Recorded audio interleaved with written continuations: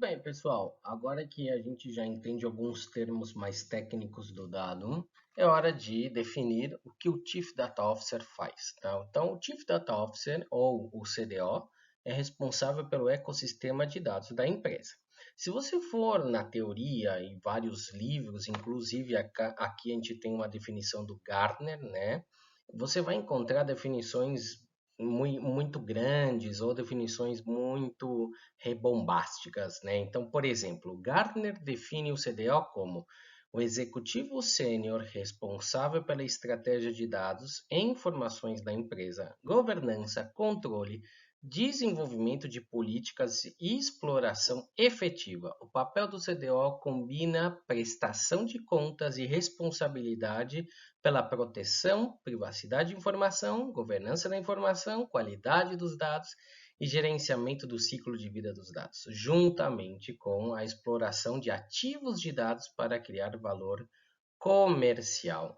Ou seja, resumindo a forma Leandro, tá? Resumida, basicamente, galera, o CDO é a pessoa responsável pela estratégia corporativa dos dados. Governo, segurança, delivery e operação de consumo, tá? Então, quando a gente olha, né, essa figura do CDO, você tem a sensação de que é uma pessoa que basicamente tem que buscar a melhor forma de explorar os dados, né? Não tem muito a ver com os resultados direto da companhia, não é uma pessoa que vai lá, vai vender, né, os produtos, mas sim tem uma relação direta com o resultado, né? Tem uma relação muito tangível com o resultado. É o cara que define como a gente vai tratar os dados, tá? Em toda a sua complexidade, desde a extração até a exploração, tá? Legal. Então, agora que a gente já sabe aí, temos uma definição de livro e uma definição mais prática, é hora de mostrar como se organiza um pouco uma área. Essa organização vai depender de muita coisa, tá, gente? Mas é uma organização de área CDO típica, tá? Uma empresa estilo retail, uma empresa estilo banco, vai ter sim mais ou menos essa distribuição. Então a gente tem a gerência de dados e analytics, né? Ou seja, o CDO, que fica dentro dessa gerência, geralmente tem esse nome, né? Gerência de dados ou gerência de analytics, estratégia de gerência analytics.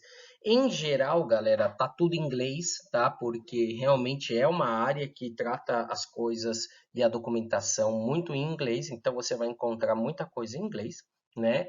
E geralmente, novamente, tem esses 6 pilares, tá?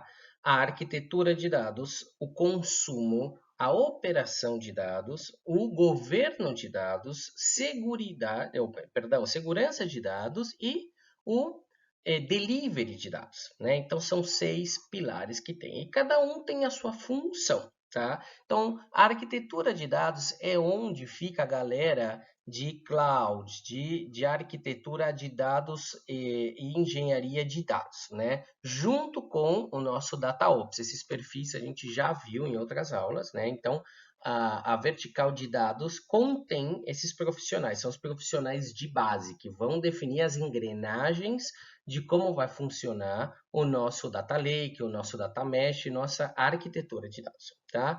Depois, em consumo, nós temos os analistas de dados, os data scientists e, principalmente, aqui é muito importante, a cultura de dados, tá? Então, é onde você vai desenvolver toda a parte de cultura de dados. Aqui você pode colocar a sua escola de dados, aqui você pode pôr o change management, aqui você pode pôr uma área de discovery de dados, né? Uma área também de showroom de dados, fica tudo dentro dessa área de consumo. Toda a capacidade marqueteira e toda a capacidade de cultura fica nessa vertical de consumo, tá?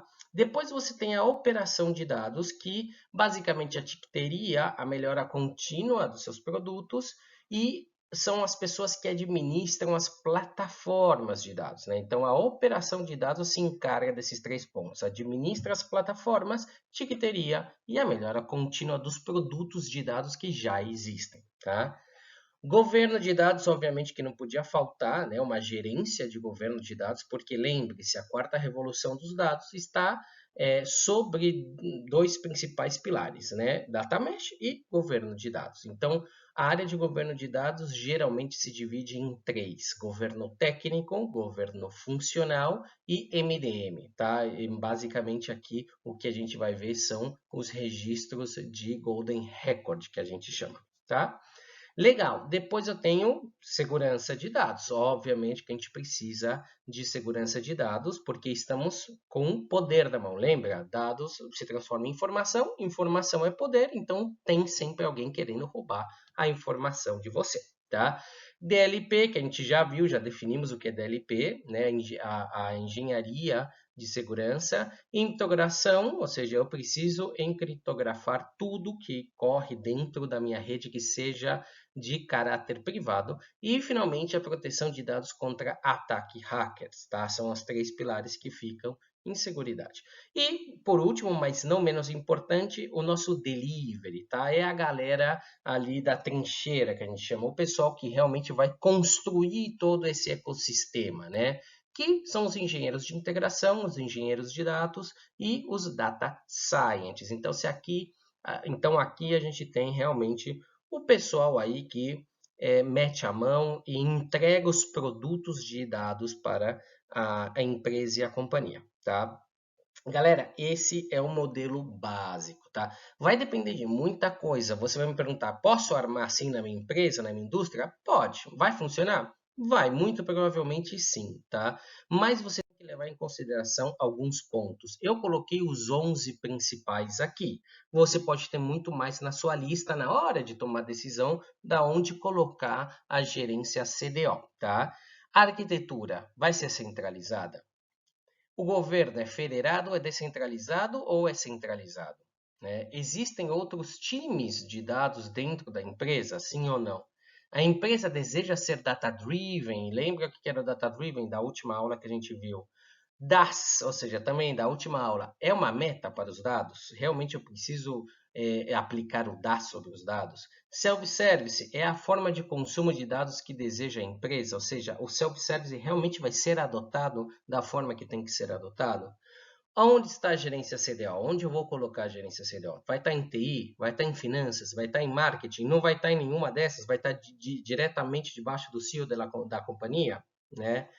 Existe investimento suficiente em dados? É uma área cara, gente, tá? Não adianta você armar, chamar um CDO, começar a fazer seus dados e não ter dinheiro para colocar, tá? Tem que ter investimento suficiente. Geralmente são profissionais caros, são plataformas também caras, né? Que exigem tempo. Então, em 4 meses você não vai conseguir fazer muita coisa. Você precisa de um time bom, né? De um CDO decente e realmente ter como financiar tudo isso, tá?